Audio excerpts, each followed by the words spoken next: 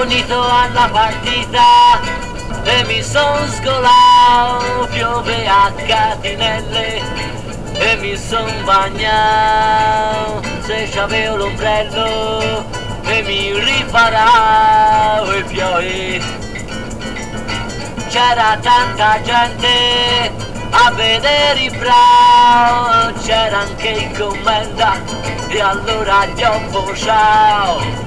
Lui m'ha sentito e mi sono avvicinato.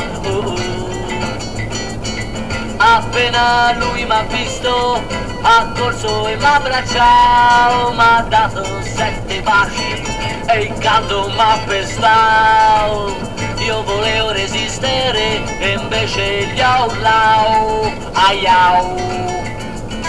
In 2 sotto l'ombrello, coi commenda Pirignao, si è parlato di lavoro, io sono un impiegato, voleva farmi intendere che gli ho sacrificato, mando. Mi sono innervosito e l'ombrello rimpiattato, lui si è impermalito e un cazzotto m'ha tirato. Io gli ho dato uno schiaffo e di sotto gli è volato laggiù. La storia è finita e m'hanno incarcerato, ho chiesto anche la grazia ma nessuno m'ha cagato, ho fatto un buon muro e allora sono scappato da lì.